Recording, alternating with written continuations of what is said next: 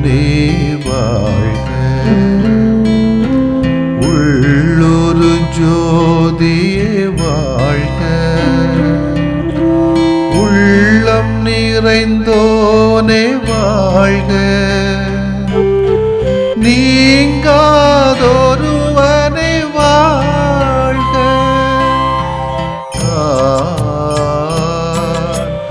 ஒளி பொருந்திய அழியாத ஆன்மா.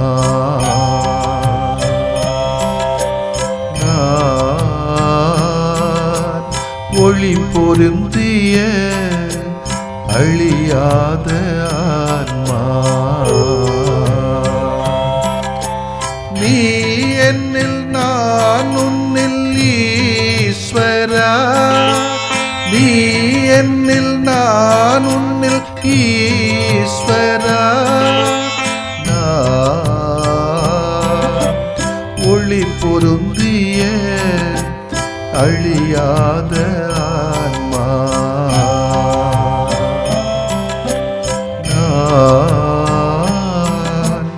ஒளி பொருந்திய அழியாத ஆன்மா.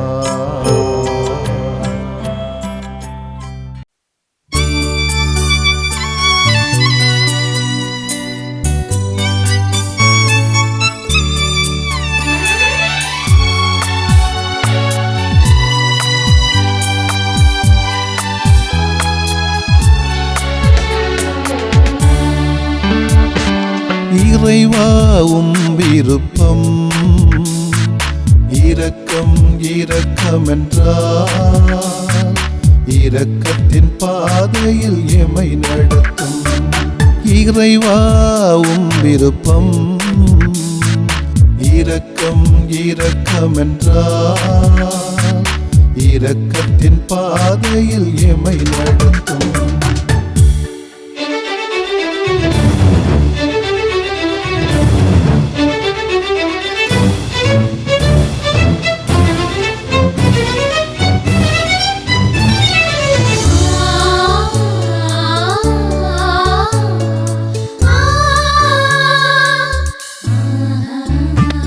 பாசத்தின் உயிர் மொழி இரக்கம்.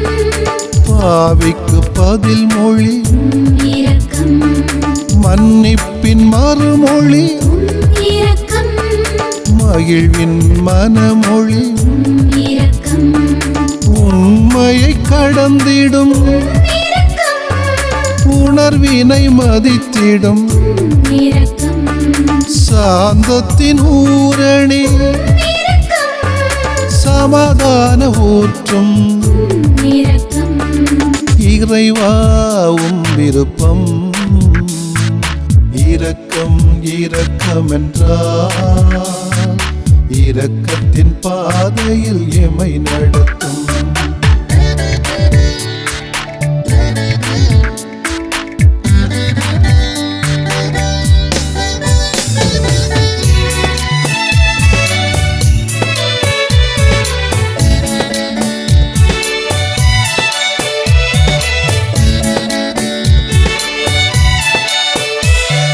புதுமுறை நற்செய்தி இரக்கம்.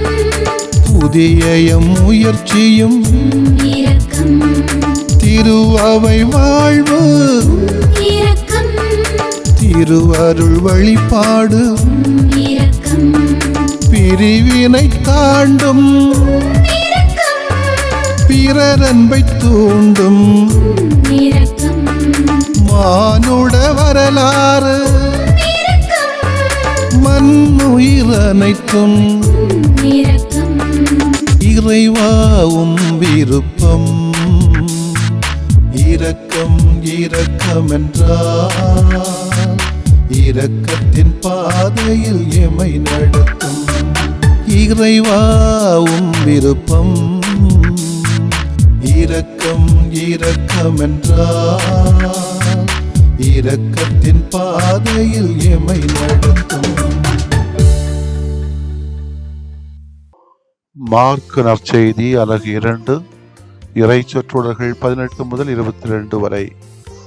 யோவானுடைய சீடரும் பரிசேயரும் நோன்பிருந்து வந்தனர். சிலர் இயேசுவிடம், யோவானுடைய சீடர்களும் பரிசேயருடைய சீடர்களும் நோன்பு இருக்க உம்முடைய சீடர்கள் ஏன் நோன்பு இருப்பதில்லை என்று கேட்டனர். அதற்கு இயேசு அவர்களை நோக்கி, மணமகன் தங்களோடு இருக்கும் வரை மண விருந்தினர்கள் நோன்பு இருக்க முடியுமா? மணமகன் அவர்களோடு இருக்கும் காலமெல்லாம் அவர்கள் நோன்பு இருக்க முடியாது. ஆனால் மணமகன் அவர்களை விட்டு பிரிய வேண்டிய காலம் வரும், அப்போது அவர்களும் நோன்பு இருப்பார்கள். எவரும் பழைய ஆடையில் புதிய துணியை ஒட்டு போடுவதில்லை. எவ்வாறு ஒட்டு போட்டால் அந்த புதிய துணி பழையதிலிருந்து கிளியும், கிளிசலும் பெரிதாகும். அதுபோல பழைய தோற்பைகளில் எவரும் புதிய திராட்சை மதுவை ஊற்றி வைப்பதில்லை. ஊற்றி வைத்தால் மது தோற்பைகளை வெடிக்கச் செய்யும். மதுவும் தோற்பைகளும் பாழாகும்.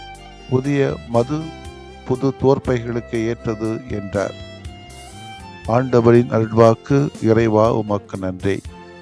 கிறிஸ்து இயேசுவிலே பிரியமுள்ள சகோதரிகளே, சகோதரர்களே, என்ன இருந்தாலும் சரி, நோன்பு இருப்பது நமது பொதுவாகவே என்னுடைய பார்வை உடலுக்கும் நல்லது, உறவுக்கும் நல்லது, உணர்வுக்கும் நல்லது, உதவி செய்வதற்கும் நல்லது, ஆன்மாவிற்கும் நல்லது, நல்ல வாழ்விற்கும் நல்லது.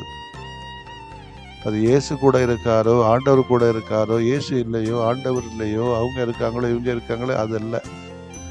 என்னுடைய பார்வையை சொல்கிறேன், தனிப்பட்ட பார்வை இல்லை. நோன்பு என்பது உடலை ஒருத்தலை குறிக்கும். இது உலக சமயங்களில் காணப்படுகின்ற ஒரு நல்ல பழக்கம். நோன்பு இருப்பது பல காரணங்களுக்காக நிகழலாம். நமது உடலை துன்புறுத்தி ஒருப்பது கடவுளுக்கு விருப்பமான செயல் என சிலர் நினைக்கக்கூடும். உடலை ஒருப்பதால் உடல் சார்ந்த தீய சக்திகளை முறியடிக்கலாம் என சிலர் நினைக்கலாம். உண்டி துறந்து உடலை வாட்டும் போது உடல் நம் உள்ளத்தின் கட்டுப்பாட்டுக்கு அடங்கியிருக்கும் என சிலர் நினைக்கலாம். எக்காரணத்திற்காக நோன்பு செய்யப்பட்டாலும் சரி, அது சமய நம்பிக்கையோடு பெரும்பாலும் இணைந்துள்ளதை நாம் காணலாம். யூத சமயத்தில் நோன்பு இருக்கும் வழக்கம் இருந்தது. ஏசாயா, யோனா, மத்தேயு இந்த இறைவார்த்தை பகுதிகளிலே பார்த்தால் தெரியும். சமய நம்பிக்கையை துல்லியமாக கடைபிடித்த பரிசேயர் நோன்பிருந்தார்கள். அதுபோலவே திருமுழுக்கு யோவானின் சீடரும் நோன்பிருந்தனர். இவர்கள் இயேசு உணவருந்துவதை பார்க்கிறார்கள். இயேசு நோன்பிருக்கவில்லை என கண்டுகொள்கிறார்கள். உடனேயே இயேசுவை பற்றியும் அவருடைய சீடர்களை பற்றியும் குறை கூற தொடங்குகிறார்கள். உம்முடைய சீடர்கள் ஏன் நோன்பிருப்பது இல்லை என இயேசுவிடம் நேரடியாகவே கேட்டு விடுகிறார்கள். இயேசு நோன்பு பற்றி என்ன கூறினார்? நோன்பின் உட்பொருளை இயேசு நமக்கு உணர்த்துகிறார். நோன்பிருத்தல் ஒரு வெளிச்சடங்காக மட்டும் அமைந்துவிடலாக, மாறாக நோன்பிருப்போர் கடவுளுக்கு ஏற்ற வாழ்க்கை நெறியை கடைபிடிக்க வேண்டும். மனிதரிடமிருந்து புகழ்மொழி எதிர்பார்க்காமல் கடவுளுக்கு மட்டுமே தெரியும் விதத்தில் நோன்பிருத்தலே உண்மையான நோன்பு. யோவானுடைய சீடர்களைப் போல இயேசுவின் சீடர்களும் ஏன் நோன்பிருப்பதில்லை என்னும் கேள்விக்கு இயேசு தருகிற பதில், அவர்களும் நோன்பிருப்பார்கள். மணமகன் அவர்களோடு இருக்கும் வரையில் அவர்கள் நோன்பிருக்க வேண்டிய தேவையும் இல்லை. ஆனால் மணமகன் அவர்களை விட்டு பிரிய வேண்டிய காலம் வரும், அப்போது அவர்கள் நோன்பிருப்பார்கள். கிறிஸ்தவ வாழ்வில் நோன்பு என்பது இன்றியமையாத ஒரு அம்சம். இந்த நோன்பினை 3 வகையிலே சொல்லுகிறார்கள். ஒன்று, உணவை மறக்கும் உண்ணா நோன்பு, அல்லது உடலை மறக்கும் உண்ணா நோன்பு, அல்லது உடலை மறக்கும் அல்லது உறவை மறக்கும் நோன்பு என்று சொல்வார்கள். இந்த நவீன காலத்திலே 2வது, தொலைக்காட்சி, சீரியல், அலைபேசி, கைபேசி போன்றவற்றின் மீது கட்டுப்பாடு கொள்ளுகிற ஊடக நோன்பு. இது அதிகமாக இன்றைக்கு தேவைப்படுகிறது. இந்த நோன்பு அதிகமாக இருந்தால் நிறைய பிரச்சனை சால்வ் ஆகுமோ என்று தோன்றுகிறது எனக்கெல்லாம். 3வது, நமது சொற்களின் மீது கொடுக்கிற வாக்குறுதிகளின் மீது தன் கட்டுப்பாடு கொள்ளுகிற சொல் நோன்பு. அள்ளி வீசுறது, யாரு என்ன எங்க எப்படி ஒன்றும் பார்க்கறதில்ல. அரசியல்வாதிகள் வாக்குறுதியை அள்ளி வீசுறது போல குடும்பத்தாரும் துறவரத்தாரும் பொதுநலவாதிகளும் வார்த்தைகளே அள்ளி வீசுகிறார்கள் குடும்பத்தில், சமயத்தில், சமூகத்திலே. இதில் கொஞ்சம் கட்டுப்பாடு இருந்தால், அந்த சொல் நோன்பு இருந்தால் வாழ்வு நலமாக இருக்குமோ என்று எனக்கு என்ன தோன்றுகிறது. இந்த 3 வகையான நோன்புகளும் நமது வாழ்வில் நாம் கடைபிடிக்க வேண்டிய காலகட்டத்தில் நாம் வாழ்கிறோம். எனவே மணமகனாம் இயேசுவை பிரிந்து அவரது 2ஆம் வருகைக்காக காத்திருக்கின்ற காலத்திலே இந்த 3 நோன்புகளையும் வாரம் ஒரு முறை கடைபிடிக்க முயற்சி எடுத்தால், அட்லீஸ்ட் வாரம் ஒரு முறை, டெய்லி அல்ல, வாரத்துக்கு ஒரு முறை, 2 வாரத்துக்கு ஒரு முறையாகும், அல்ல மாசத்துக்கு ஒரு முறையேறும். இதை தொடர்ந்து கடைபிடிப்போமானால் நிச்சயமாக நம்முடைய வாழ்வு நன்றாக அமையுமோ என்ற ஒரு ஏக்கத்தை இந்த நேரத்திலே பதிவு செய்கிறேன். ஆமென். மன்றாடுவோமாக. திரு அவையின் மணமகனாம் ஆண்டவரை இயேசுவை உம்மை போற்றுகிறோம். காலம் வரும்போது அவர்களை நோன்பிருப்பார்கள் என்று உமது சீடர்களை பற்றி முடிந்தீரே, உமக்கு நன்றி. இதோ இந்த நாட்களில் நோன்பிருப்பதன் அவசியத்தை உணர்ந்து நாங்கள் இந்த 3 வகையான நோன்புகளையும் கடைபிடிக்க எங்களுக்கு தெளிவையும் ஆற்றலையும் சக்தியையும் தாரும். ஆமென்.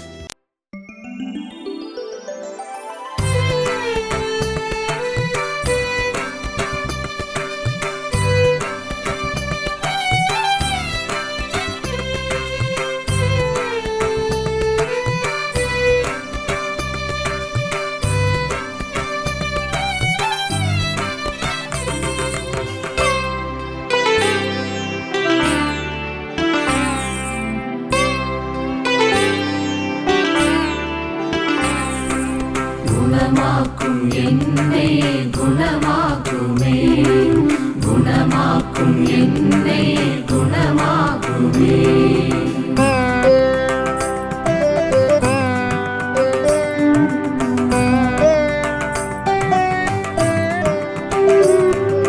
பிழை காணும் பிடி நின்று குணமாக்குமே, பகை காக்கும் குணம் நீக்கி குணமாக்குமே. குணமாக்கும் என்னை குணமாக்குமே, குணமாக்கும் என்னை குணமாக்குமே.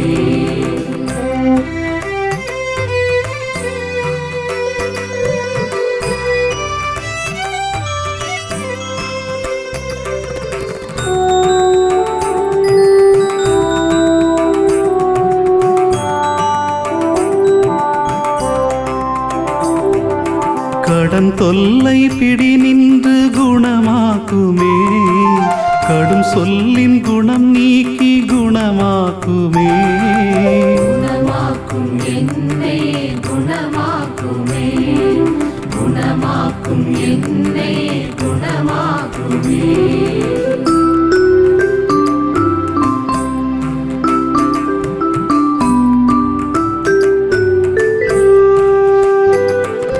பால் நோயின் பிடி நின்று குணமாக்குமே, பய உணர்வின் குணம் நீக்கி குணமாக்குமே. குணமாக்கும் என்னை குணமாக்குமே, குணமாக்கும் என்னை குணமாக்குமே.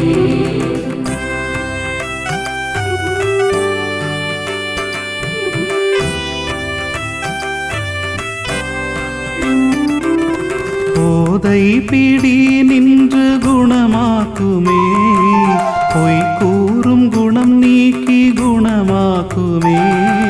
குணமாக்கும் என்னை குணமாக்குமே, குணமாக்கும் என்னை குணமாக்குமே.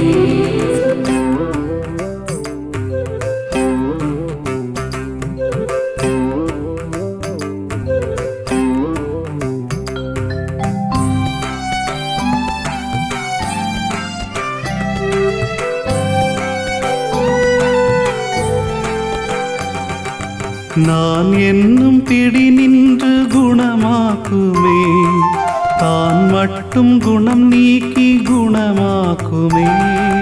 குணமாக்கும் என்னை குணமாக்குமே, குணமாக்கும் என்னை குணமாக்குமே.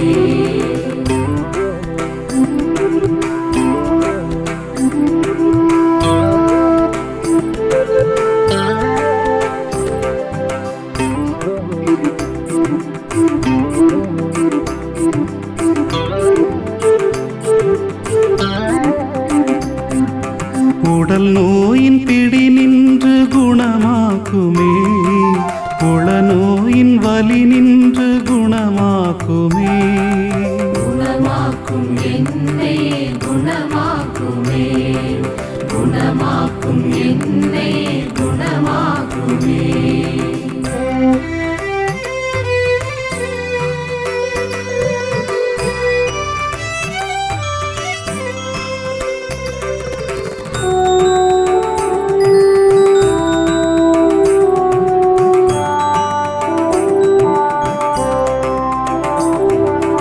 ஒரு வார்த்தை சொன்னாலே குணமாகுமே, நம்பியே வந்தே நல் இயேசுவே. குணமாக்கும் என்னை குணமாக்குமே, குணமாக்கும் என்னை குணமாக்குமே, குணமாக்கும் என்னை குணமாக்குமே, குணமாக்கும் என்னை குணமாக்குமே.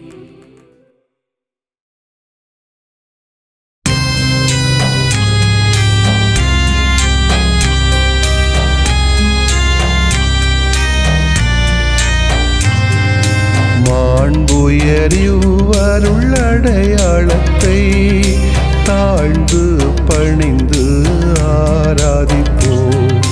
பழைய நியம முறைகள் அனைத்தும் இனி மறைந்து முடிவு பெறுக.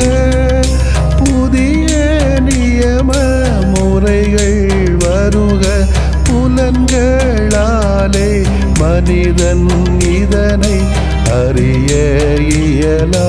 குறைகள் நீக்க நம்பிக்கையின் உதவி பெறுக.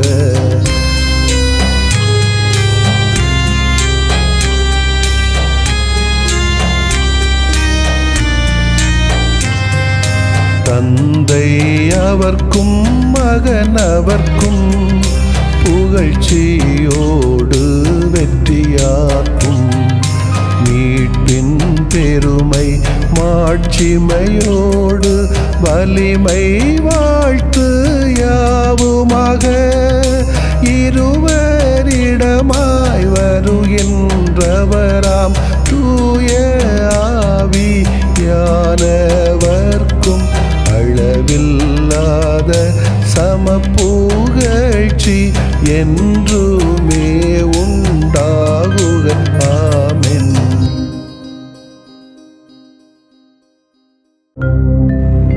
வானின்று அவர்களுக்கு அப்பமளித்தீரே, இனிமையெல்லாம் தன்னகத்தில் கொண்ட அப்பம் இதுவே. மன்றாடுவோமாக. இறைவா, இந்த வியப்புக்குரிய அருளடையாளத்திலே உம்முடைய பாடுகளின் நினைவு எங்களுக்கு விட்டு சென்றீ. உம் திருவுடல் திருரத்தமாகியவற்றின் தூய மறைபொருளை வணங்கும் நாங்கள் உமது மீட்பின் பயனை இடைவிடாமல் துய்த்து உணர்ந்து மகிழ அருள்வீராக. தந்தையாகிய இறைவனோடும் தூய ஆவியாரின் ஒன்றிப்பில் இறைவனா என்றென்றும் வாழ்ந்து ஆட்சி செய்கின்ற உம்மை மன்றாடுகிறோம்.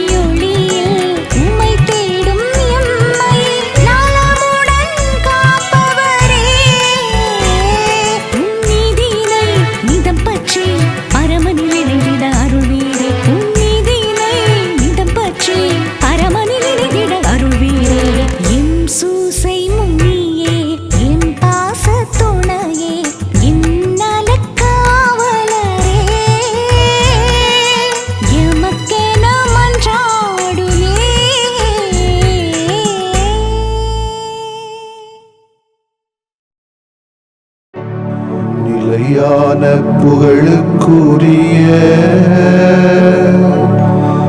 தூய இறை நன்மைக்கு எல்லா காலமும் தொழுகையும் புகழும் போற்றியும் ஆட்சிமையும் உண்டாக கடவது. போற்றியும் ஆட்சிமையும் உண்டாக கடவது. தந்தை, மகன், தூய ஆவியாரின் பெயராலே ஆமென்.